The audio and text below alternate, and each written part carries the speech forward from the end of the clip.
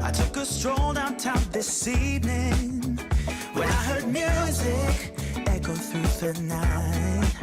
So I started running so I wouldn't be too late. In the neon light, what the music could reveal through the night.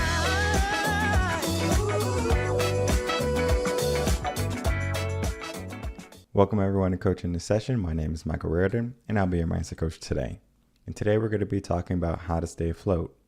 With the world in the current state it is, it's important for us to understand how to traverse in these tough times.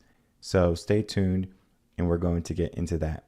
If you're new to the channel, make sure to like, comment, and subscribe, and to share this video and or audio if you're a podcast listener. As you may know, if you're a long-time listener, if you're a new listener, welcome, that on Mondays we talk about my most recent blog post. The blog posts did change time, so they do come out on Sundays at 10 a.m. rather than on Mondays on 10 a.m., just for a public service announcement. Now, the idea of staying afloat came to me many years ago when I was a swim instructor. When we're fighting in the water, right? So the child is learning how to swim and we're trying to figure out, how can I get to the instructor? How can I get to the side of the pool? And you might not be the best swimmer. And in life, if we just reflect what that teaching is, we might not be in the best situation right now. Whether it is we don't have the job of our dreams, we are maybe in over our head in bills and credit card debt. There's so many different things that can go on that is going to be weighing us down, dragging us down, being an anchor in our life. So we need to figure out how can we stay afloat during these times. And I do have some good news, and that's going to be coming later in this podcast. So let's get into the blog post so we can see exactly what is going on. So if you're new to the podcast, of course, you go to reardenconcepts.com. We're going to be having a new website coming out either this week or next week, so stay tuned for that. It's going to be all spiffed up and brand new, so definitely stay tuned for that. We're going to head over to the resources tab, head over to blogs, and then we're going to go to today's blog, or yesterday's blog actually, which is how to stay afloat. Now, the idea to how to stay afloat is what I said already, is that we are trying to figure out how things are going to work in our favor, especially if we are struggling right now. If we're having hard times, if things are difficult, we need to figure out what we can do. Now, what we're going to be looking for during this time is to unlearn any bad habits, to make sure we're not making any unnecessary moves. If we're having unnecessary actions, if we're doing all the wrong things, if we're basically pushing against our progress instead of going with the progress, we're making our life more challenging. So the idea of staying afloat is, how do we become effective swimmers? How do we become successful? And at the same time, we do it easily. Because success is not something that's limited just to a few people in the world. We can be successful too, right? We can have great success. And success is going to be determined by you. Of course, we can figure out how much we want to make every year. We can figure out a plan, a course of action, and then make sure we follow through. I understand that sometimes you might be in a difficult position where you might not be able to act, or if you don't have the motivation to act and to do the things that you want to do, because complacency and procrastination can easily take over any mind. So we have to be able to combat that. Sometimes many people don't even understand that they're in charge of themselves. So if we can understand that we are the people who get us from A to B, or from our starting point to our goal, then we can be in a better position to make forward progress. So staying afloat is going to be dealing with that. And one of the things I really enjoyed in this blog article is the story when I was a swim instructor. Again, there's a part in it is when I'm talking to one of the students saying that you're not swimming, you're drowning with style. And the idea of drowning with style is just going to be talking about how we're making movement, but we're not necessarily going anywhere. Imagine if you're in the water and you start flailing your arms and your legs and twisting your body back and forth. Are you moving? Yes. Are you making forward momentum? Probably, right? Some, but you're not being direct. You're using all this energy, but you're not necessarily getting the results you're looking for. Now, if you're looking to get tired, A plus. But if you're looking to reach a goal, we can make some improvements, right? So this blog is going to be talking about that. And I highly recommend this read because it gives so many different points on the perspective of how we act and what we should be doing. Because many people are just making movement and thinking that movement is leading them to a better life. So yes, you are making movement, you are making progress, but is it going to be substantial? Many people who come to me before coaching, they always say, okay, well, I want this in my life. And then I say, well, what are we doing, right? I want to figure that out first. The same thing I did with the students in swimming. Show me what you got, regardless if they knew how to swim or they didn't. Now, sometimes I would get them and I'll put them on the step and I'll say, all right, swim to me. And they say, I don't know how to swim. And I say, okay, well, let's begin, right? We start from the basics. And even if they knew how to swim to me, I started from the basics. And the reason why is because if I start from the basics, I can fill in any holes or any potholes that have been along their path, right? So on their journey, they probably have some holes that need to be fixed, need to be repaired. And it's not that their road is bad, but it's more of let's make sure we have the smoothest path for us to make forward progression. Simple. And I got this idea from my cooperating teacher in high school when I was student teaching. I learned that, okay, we all have holes in our learning in some regard where we all can make improvements, we all can make adjustments. And even if we're starting from the basic, ground zero, rock bottom, it doesn't necessarily matter what we call it, but we're starting from the start, the beginning. That is going to help us figure out, okay, is this person going to be able to keep up along the way? Where are the problems along the way? Because eventually we hit a roadblock. If you're a music player, think of playing a C scale, right? A C major scale. If you play a C major scale, it's going to be all white keys, and it's not necessarily a hard scale to play. But what happened if we said, okay, well, now we want to do let's say an E major scale. Okay, now we're going to have to deal with some accidentals. And for some people, they might say, well, I don't want to deal with the black keys. I don't want to deal with all these different types of movements with my fingers. And then that can deter them from making forward progression. But there's a way to make it easy for people in the mind to see, well, this scale is not any different than the C major scale. It's just going to be talking about the different types of steps, whole, whole, half, whole, whole, whole, half. Understanding the steps to a scale is similar to how we understand the steps to success, because our success is going to be dealing along the same lines. There's going to be a way where we can be successful. There's many shows where there's going to be successful people. I know Grant Cardone just did a show where he took, I think, $100 or $100,000, something like that, and he's trying to make $1 million or something like that. So he's trying to make a little bit of money, a lot of money. And of course, he was able to use his contacts and figure things out that way. So it was going to be successful. But what happens if we don't have the contacts? What happens if we don't have some type of structure? If you ask any millionaire, if they lost everything, could they become a millionaire again? They would say yes. Of course, some of them might say it's going to be a rough path, but at the same time, they know they have done it. They can do it again. And this goes into the subconscious mind, because many people who think about becoming millionaires or want to become millionaires, they have a subconscious block in their mind. And that subconscious block is just going to be talking to them saying, hey, that's a lot of money. You're not going to be able to make that.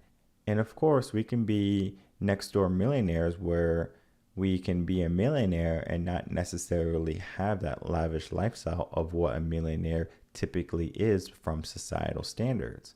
A big house, a mansion, something like that, fast cars or multiple cars, vacations. I mean, we can go on.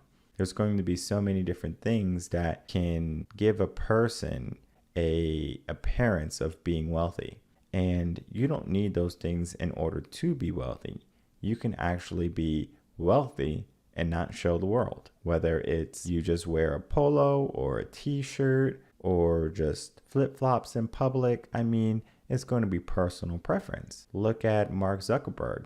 He drives a Honda Accord. He goes out in a t-shirt and shorts and flip-flops or maybe some sweatpants. There's going to be things that he does that's not related or correlates to him being a wealthy man. And there's nothing wrong with him going out and living this way, living this lifestyle, but understanding that, okay, I was able to reach this lifestyle. I don't have to change my preferences.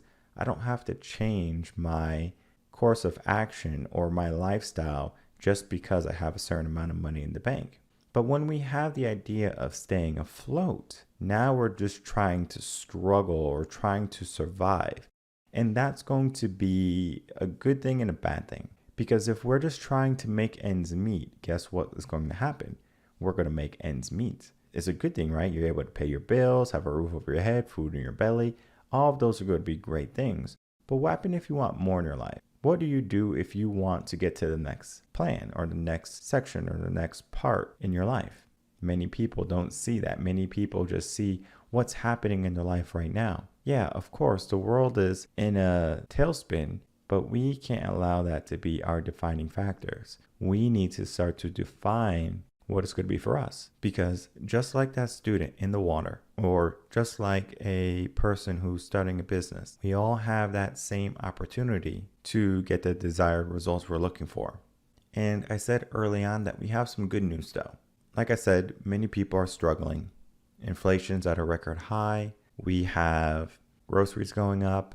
People are not getting paid more, but everything is more. Gas is more. Groceries are more. Electricity is going up. I mean, everything's going up in price, which is going to mean, well, either people need to work more or people need to make more. And I know there's record Americans who are going out and getting multiple jobs just to make ends meet. Or both the mother and the father, or the man and the woman, is going to be in the household working. So the traditional standpoint of what a marriage was is slowly deteriorating because of the necessity of both people working. That's the middle class. We need both people working in order for us to make some type of progression, to make the income for each month, just to pay the bills, just to have food in the belly, send the kids to school. There's so many factors, right, that is going to be dependent on both people are working and paying a good portion of the bills. So it's not so much men are paying the substantial part of the bills anymore. Now it's going to be almost 50-50, and not saying that a woman can't pay the substantial amount of bills. It's just a different time. But now many people are just struggling because they were doing good. They had some savings and things are slowly weaning away. So now that things are weaning away, what do? Because our savings are going down, our checkings might be going down, our credit cards might be going up, and all of these are not good signs because we want the opposite, right? We want to fill our bank accounts. We want to have a good credit score. We want to be confident in our goals, in our future, but that is going to be difficult when everything is so negative. And it's not so much about optimism, right? Because if I just say, well, just look on the bright side and be optimistic and things are going to be okay, things are going to work out. Yes, things will work out, but why do we have to wait for them to work out? Why can't we go after and not just struggle to stay afloat, but why don't we become able to swim, right? To be proficient and to get to our goals and the places we want to be in life. Many people just accept their current circumstance and they don't make a change. That's why coaching is so powerful, because we figure out where we are and then we start the process to get you to where you want to be. And some people start coaching and they say, you know what, coaching is great. I'm making great progress, but can I keep this momentum up? Because people get burned out, right? Because it's so high energy, right? Because now we're leaving our comfort zone. And it's similar to how a rocket has to use so much fuel or propellant just to break the Earth's atmosphere. It's the same thing with our comfort zone. If we want to get past that comfort zone, we need to burn a huge amount of energy, whether it be just making sure everything's in line, setting things up. It's going to require a huge amount of discipline. And many people don't want to be disciplined. Many people just want to fool around in the water. Many people just want to jump up and down, maybe do some glides, meaning they don't use much energy, they just float through the water, but they don't want to make progression to start to the finish. And that's where many people are struggling. They're trying to stay afloat, but they're not willing to put in the work. So if we become willing to put in the work, then we can be more inclined to get more in our life. So instead of us struggling to survive, instead of struggling to make ends meet, we can just make ends meet and not struggle. But the struggle is good because it teaches us something important challenge. And that challenge is going to help us grow. It's going to help us get to the next point, the next part. Now, of course, we have to understand something when it comes to that struggle, that challenge. Many people are not going to want to see that struggle or that challenge in their life. They're going to look for the easiest possible way to get to what they need. And there's going to be a lot of compromising. They're going to say, well, I want to do this in my life, but it's going to be so much work, and I don't really want to do anything like that because I don't want to do too much now. So many people just settle for less. If you have a coach pushing you, then you don't have a choice, right? And of course, we always have a choice in the regards of, I get to choose my life. But when you get a coach, you get someone who's going to be your cheerleader, someone who's going to be helping you along the way. And when I was a swim instructor, sometimes I would get students who come into class and the first thing they will say to me is they would say, Mike, I don't want to swim today. Okay.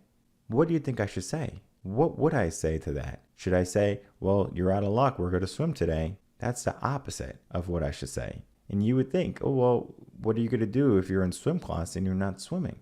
The problem is the subconscious mind. The subconscious mind does all of this CRAP that we don't necessarily need. The problem with the subconscious mind is that it has such a huge influence, even though it's just a small voice. It's basically going to say, we want to do this, we don't want to do this. Most of the time when it comes to hard work or being disciplined, many people don't want to do that disciplined work. So many people just say, okay, I'm going to do what I will do until I say, okay, this is enough. This is good enough for me. I don't want to do too much. So they stay where they are. Eventually, if they stay where they are, they get tired, right? Because even though they're staying where they are, they're sinking down, right? Their posture is no longer upright. Their form is no longer perfect. So they're going down because they decided not to make improvements. They decided to stay where they are.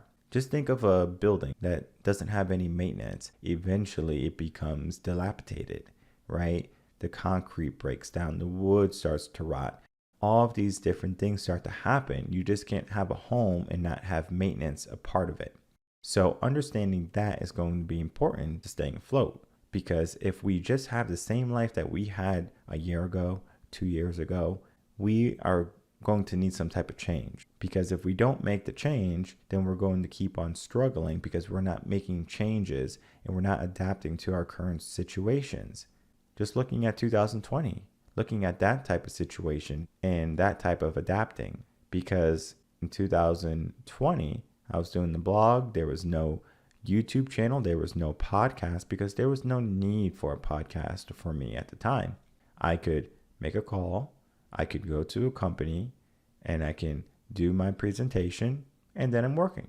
And at that time I was doing many workshops and it was great, right? But then COVID hit, right?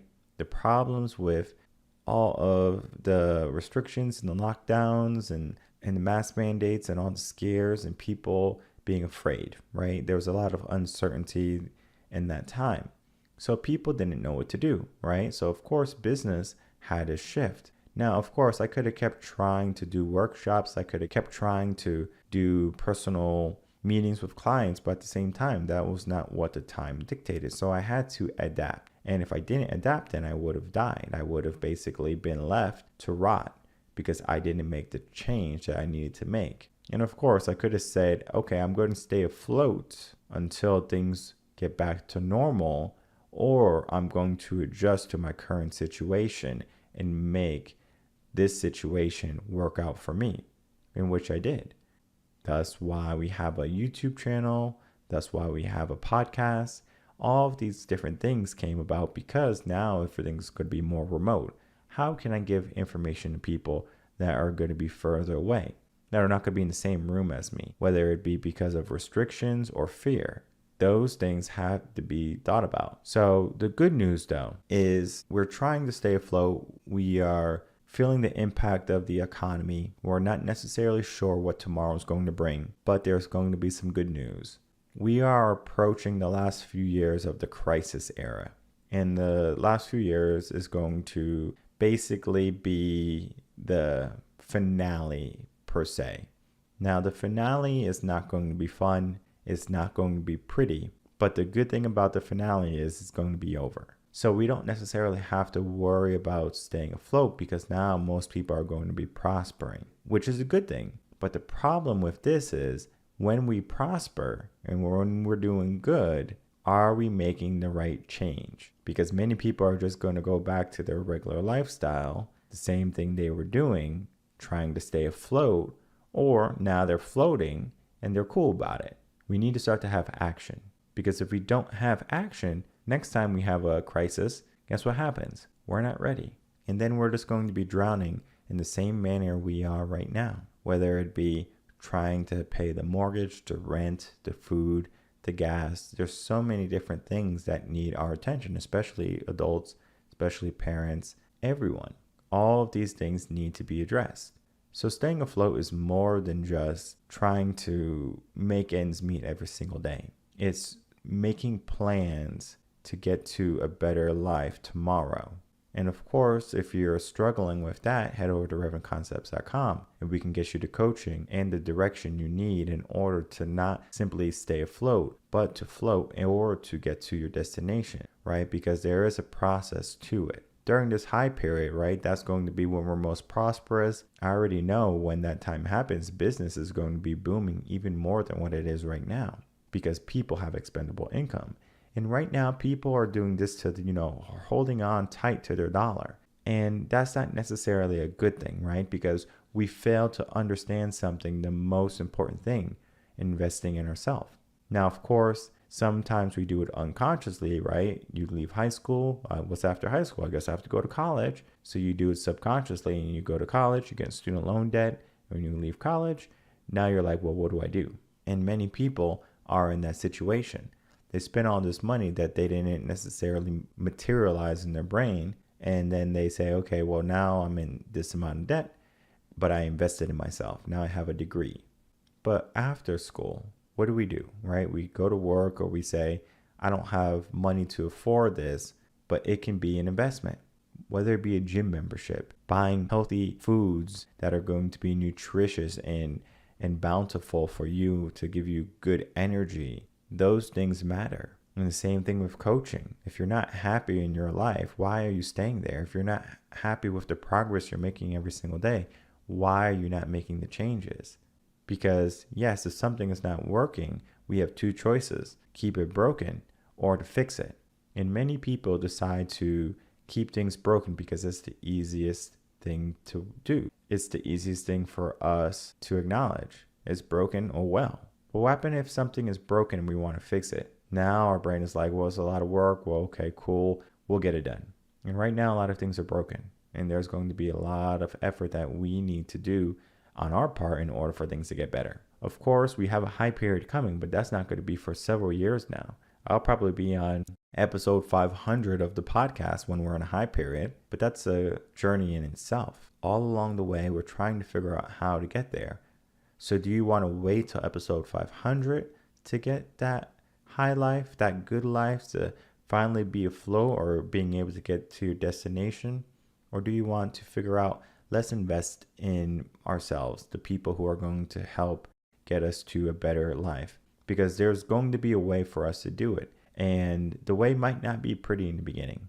It might be a lot of work, a lot of challenge, but that is going to be the building blocks for your foundation, right? That's going to be your solid foundation for you to build the rest of your life upon. Because if you're just moving through life, making movement, but no forward progression, what are you doing? So let's figure out a course of action that's going to lead us to something better, rather than something that's just going to waste energy and get us nowhere. My name is Michael Rearden. I'm a mindset coach here in Austin, Texas. If you have any questions, you can email me, coachinginsession@gmail.com. If you want to work with me, head over to revenconcepts.com and we can get you some coaching. I will see everyone on the next episode of Coaching in Session. Until then, everyone, take care.